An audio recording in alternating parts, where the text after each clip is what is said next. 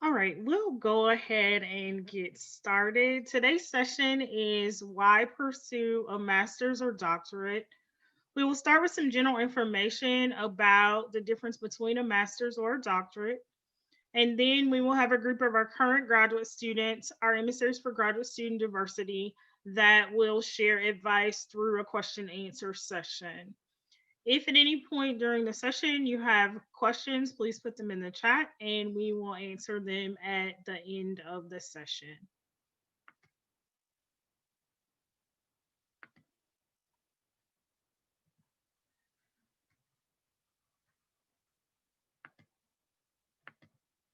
So, when we think about a master's versus a doctoral degree, we typically think about the question, which is right for you?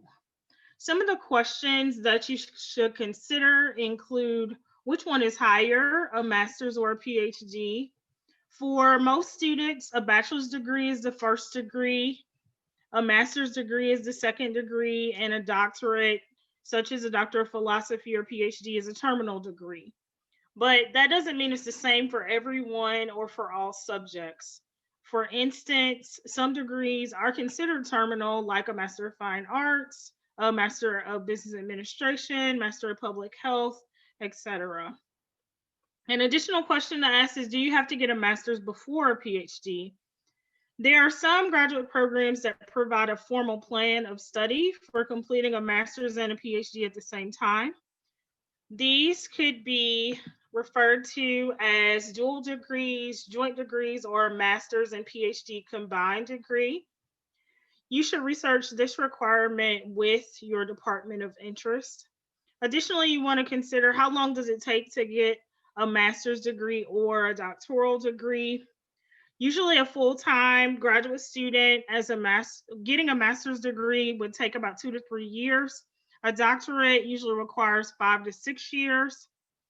And typically it may be longer in a doctoral program, up to 7 to 9 years to complete, depending on exams, coursework, and also completing your dissertation. The last question is to consider which one costs more. And typically, a PhD takes longer to complete and it will cost you more money. But the flip side of that is that a PhD may yield a higher salary upon completion, and therefore it's worth the increased cost long term. When considering your graduate degree, you also want to consider all of those other expenses, such as tuition, fees, books, and any other expenses that would be related to your graduate degree.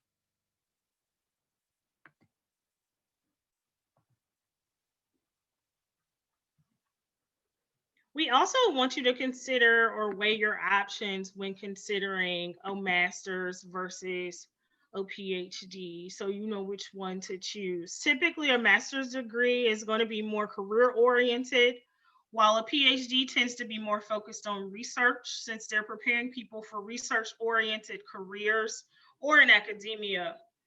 If all you want is a raise, a PhD might not be the road to choose. On the other hand, if you love learning in and of itself, research, and if you want to pursue a career as a professor, then the work required for a PhD may be just for you. Remember to check the admission requirements of all schools and programs before applying.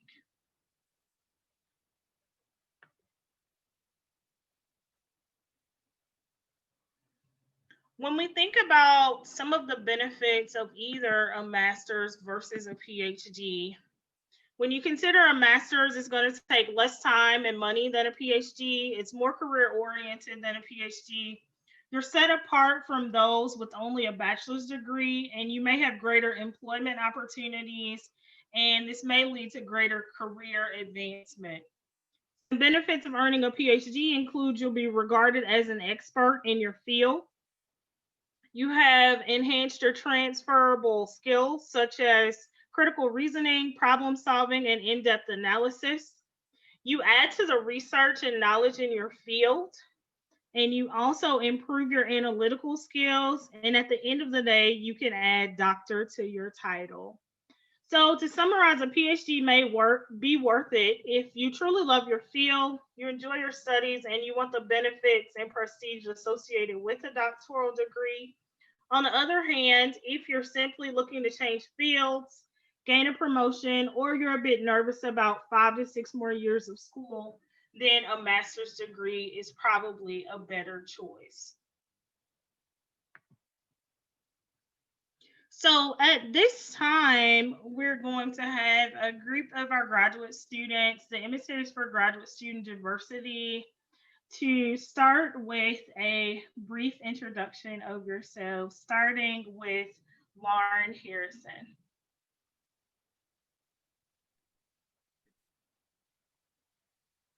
Hi, my name is Lauren Harrison. I'm a third year candidate in the MFA in Creative Writing program. My focus is on poetry. I am originally from Columbus, Ohio, and I come to IU for my second master's degree after a career in journalism.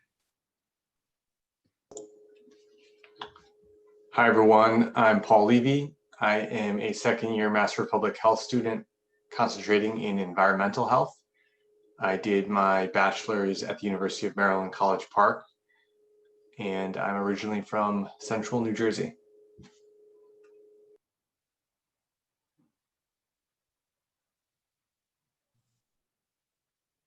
Good evening, everyone. My name is Hamid Nadir. I am a PhD student in instructional system technology, minoring in human-computer interaction.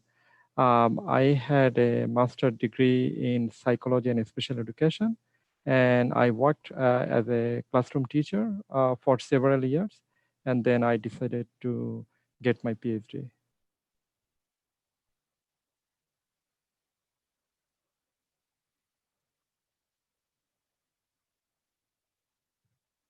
I don't think Rudy is here, so Donovan, you can go ahead.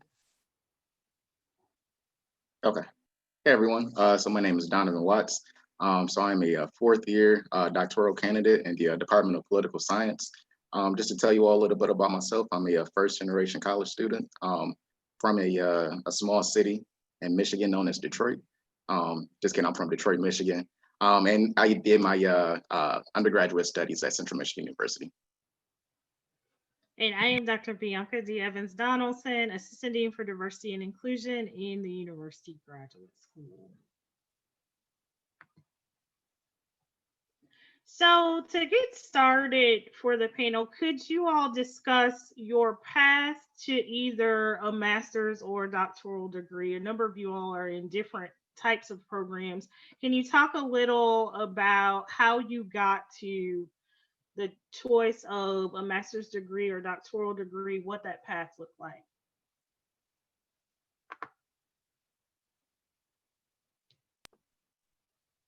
I can get it started. Okay, so just to tell you all just a bit about my path to my, so I'm in, like I said, I'm a doctoral program. So for me, it all started back in high school. So when I was in high school, I took a test. It was called career cruising, and essentially it's basically like a personality test, just to tell you all what type of career that you would want to go into. And the number one choice for me was a corporate attorney. And I remember I was pretty good at reading, pretty good at writing, and I looked at the salary, so I said, this is for me. So once I got into my undergraduate program at Central Michigan, I started to realize like, okay, maybe being an attorney isn't a good fit for me. And by the time I got to, I took a class with my undergraduate mentor, and she ended up telling me, she said, Donovan, I think you would be a good fit for a PhD. And the first question that I asked her, I said, Dr. B, what's a PhD? So once she began to tell me like what a PhD was, she began to help me realize that this may actually be a better fit for me. So the defining factor for me within my undergraduate program, I was able to get into the McNair Scholars Program in undergraduate, and by being able to do firsthand research and just getting more ingrained as far as like with being a graduate student and doing like PhD work, I fell in love with it. So basically that's like my path to my doctoral program.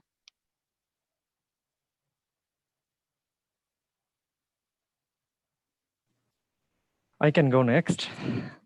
So I am an international student. When I came to this country, it seems like a long time ago. So I went to school to be a teacher, actually. I was kind of an outlier because all my friends, they went for to be a computer specialist, like in IT field. And I'm the only one from the crowd went into education. Anyway, so I got my degree and then I started teaching. So I taught in middle and high school and I really enjoyed it. I also did a lot of coaching with my teaching. So one day, like, I was teaching in high school and I was teaching a curriculum that's, I've been doing it for a couple of years. And at the end of the day, I just thought like, I need to do something else. I need to have some professional development or I need to seek for additional degree because I haven't found that interesting teaching math for the same thing for a couple of years. So I wanted to do something else. So I went to a friend and just talked to a friend, said, hey, what are the opportunities for me? So my friend asked me to talk to an individual, and that individual I haven't seen for a long time. We used to play tennis in college together, and then I saw him, and then he told me about this instructional technology course. He said, you have a degree in education, and if you are interested in technology, you should look into it.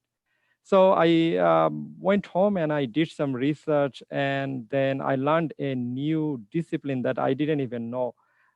So I got interested, and then uh, because I was a full-time teacher, I didn't have enough time to study and get ready. So it took me some time to prepare myself and got my things ready. And then finally I started applying and I applied 5 schools and then choose one. So that's how I came to my PhD degree.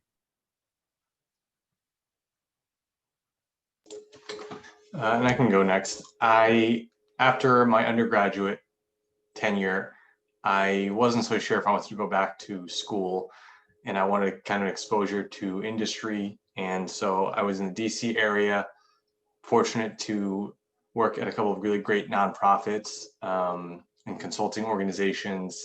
And I met a lot of great mentors. And one thing I noticed about all of them was they all talked about the importance of going back to school and thinking about advancing your career and learning new concepts. And I wasn't exactly sure what area I wanted to explore, but the topical areas I was interested in all covered sort of public health arenas, whether that was opioid misuse, violence prevention, safety, education, military health preparedness. So I realized I wanted a program that had some mentorship that was very important to me, an ability to enhance my technical skill sets, enhance my network as well. And I felt like I had some conversations with individuals at the IU School of Public Health that were going to fit that criteria. And so I, after a few years, decided, okay, I'm finally going to take the leap. And because of all that, I decided to come back to school and do my master's in public health.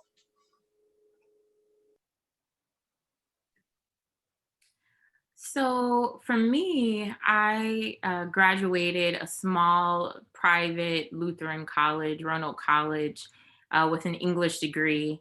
And while I was in undergraduate, during my undergraduate tenure, I was able to land various internships for publications, freelance publications, where I wrote articles. And I just got bit by the journalism bug. I loved learning. I loved the opportunity to meet people. I enjoyed writing. And at the time, I had no models for what it looked like to be a writer in the world that didn't involve working in a cafe or a diner or a bar, which was, I didn't want to do any of those things. So I decided to pursue journalism after undergraduate, and gratefully I was able to get a fellowship to Columbia University's School of Journalism, where I received my first master's degree. And I was able to work in Chicago and New York City, covering all sorts of things, breaking news, local politics, entertainment, business. And after a period of doing that work for about a decade, I just felt like I had many stories that I wanted to tell, and I wanted to gain the craft tools to tell those stories, to tell my own stories and my family's stories. And so I decided to pursue a Master's of Fine Arts degree in creative writing to equip me with those tools. I had taken summer kind of writing workshops here and there on my vacation time when I could, but I wanted 3 years of uninterrupted learning to gain the skills that I needed to be an author. So I decided to pursue an MFA in creative writing as a part of a kind of career change. I thought I worked with a lot of young people, teenagers around writing. And I thought that the MFA, because it is a terminal degree and one that would equip me to teach, I might be able to pursue that as a way of giving back to the community and also supporting my writing career. So that is why I landed at IU. IU is one of the top MFA and creative writing programs in the country. We have award-winning staff here, and the possibility to study with people that I admired was just too good to be true. So I'm grateful that I had that experience here.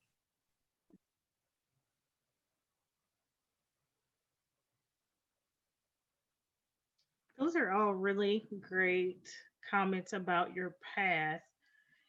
And Lauren, you kind of are taking us into the second question. So, if you all could really talk a little about why did you choose to get a master's or a doctorate at this point in time? Well, since I've already kind of transitioned, I'll just kind of end that. So as I said, a Master's of Fine Arts degree is a terminal degree. It does not require you to have a PhD in order to teach for colleges and universities. However, I'll put a little asterisk in that the industry is changing, and oftentimes requirements to get tenure track jobs are more and more looking like PhDs or MFAs with significant publications. So there is a PhD in creative writing degree that people can pursue after the MFA, but it's not necessarily required if you're publishing frequently.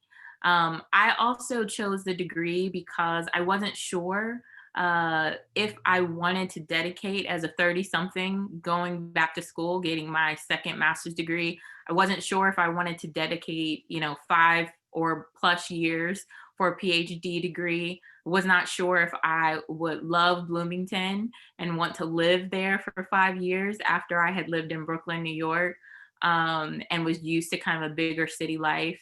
I think I was also not sure if, because in journalism, your day changes every day. It's very rapid fire. There's lots of deadlines, and I enjoyed kind of the hustle bustle. And academic life, quite frankly, felt a little sleepy to me. And I wasn't sure if moving slow was a thing that I wanted to do at the time. Now I've since enjoyed it tremendously. But I wasn't sure about that. And I think to make the commitment to go into a PhD program, those are things that you really want to be sure about. And I was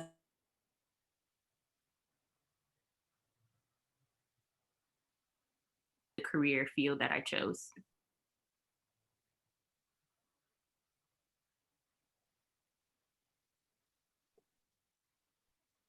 I can piggyback off of Lauren. So just as far as like, for me, I went right into my doctoral program. So with a master's in political science, like I knew that for me, like I love teaching, and I also love teaching at the university level. And I just also love the university setting as well.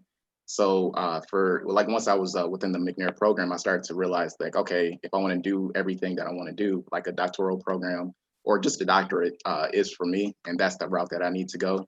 And then also as a political scientist as well, when I was trying to decide between the master's and also a doctorate program, I started to realize that not a lot of master's programs within political science were fully funded. And because I knew that I was interested in getting my doctorate degree, most doctorate degrees are fully funded within political science. So I was just able to like go that route. And that was kind of like a really big determining factor for me as well too. So unlike Donovan, I had a break between my master's and my PhD. So I was working full time. So, and I already had the master's degree. So I wanted to advance the degree and get something that um, no one in my family has ever reached. So that was one of the motivations. My dad always wanted his children to be educated at the highest level. So I guess I took the torch. So for me, PhD was more um, rational because I already had a master's, but then I wanted to change the track because I had a degree in teaching and I wanted to do something with technology. So I think a PhD degree in instructional system technology was the perfect fit for me because it combined both education and technology.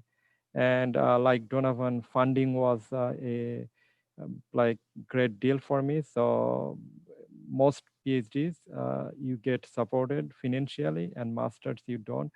And I wanted to think about that financial aspect and decided to come for a PhD.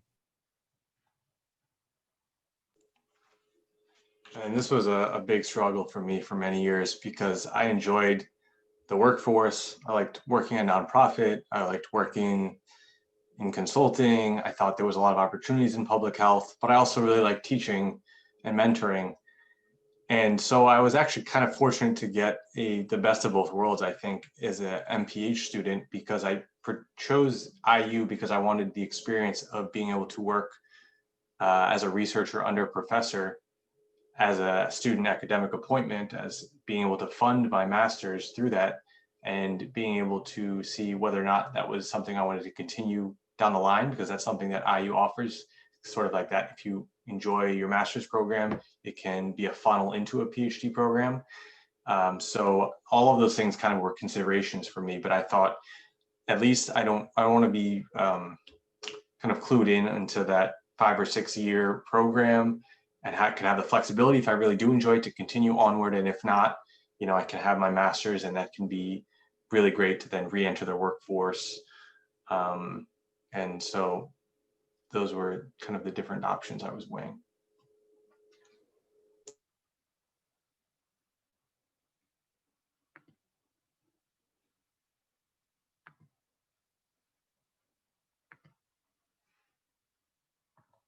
So, for the final question, could you all just provide one or two pieces of advice for students that are currently considering applying to Indiana University? Any advice on considering a master's or considering a doctoral degree?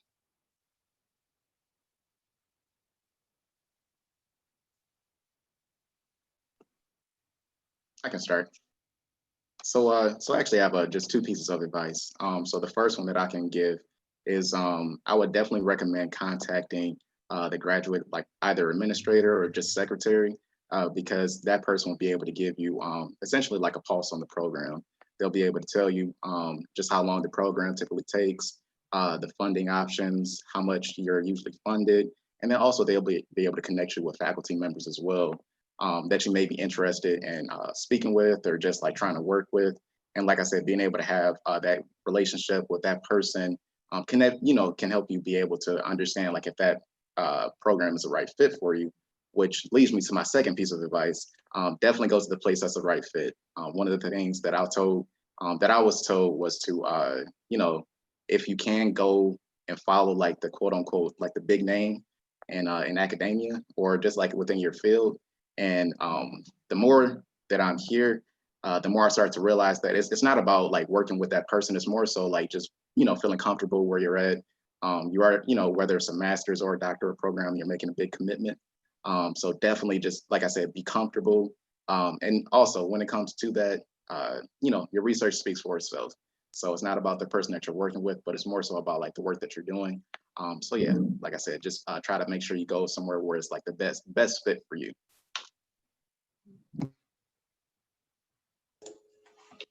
To build off Donovan's comments, I'd also really recommend contacting students, current or former, so you can get that information from that grad department that you're applying to.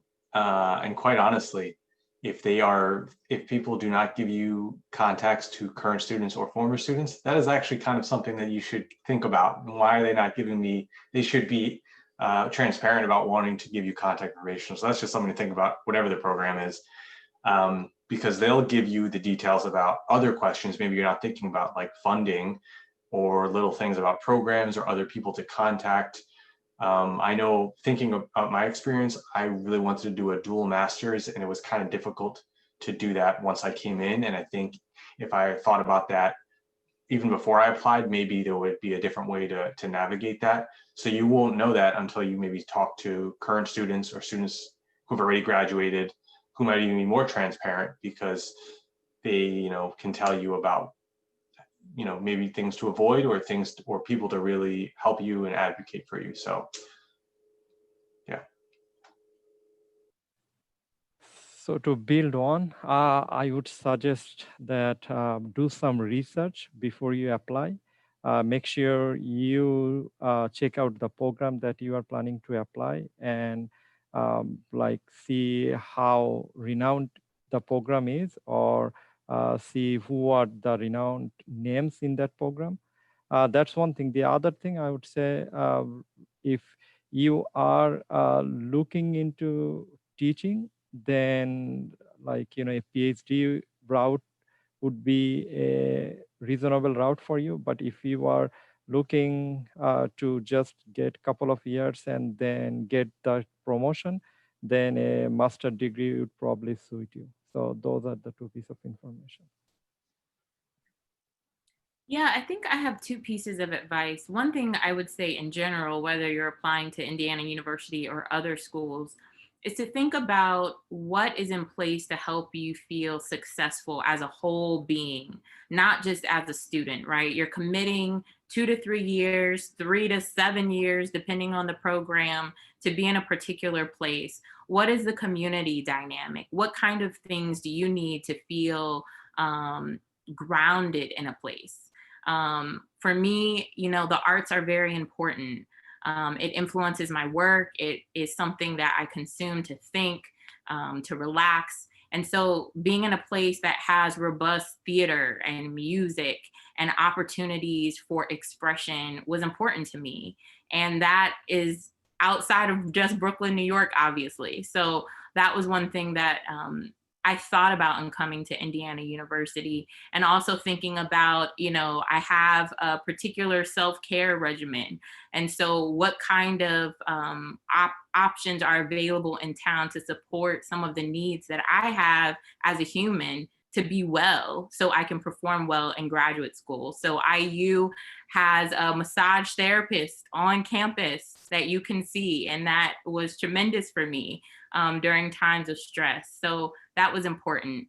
I think the other thing to think about in terms of applying to universities is really, as a writer, I just suggest this to you, is to really read your application out loud. And I tell this to my students. Oftentimes you're applying to multiple places, and hopefully you are tailoring your application individually to the program, not just hitting the send button for one application to 10 places, right? Because every place has different requirements and different programs. So you want to tweak certain things about your application for each school.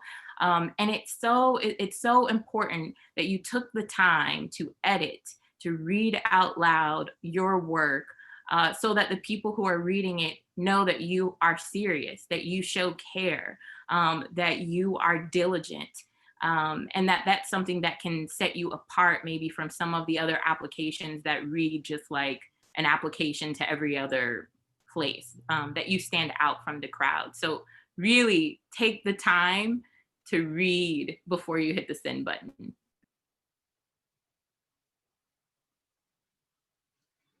Do we have any additional questions?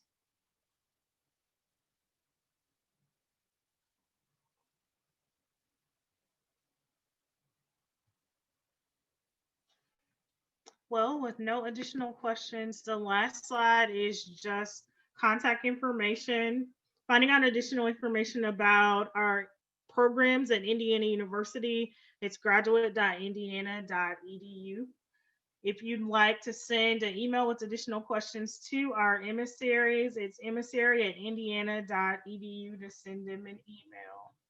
Thank you all for your time, and thank you for to our panel for some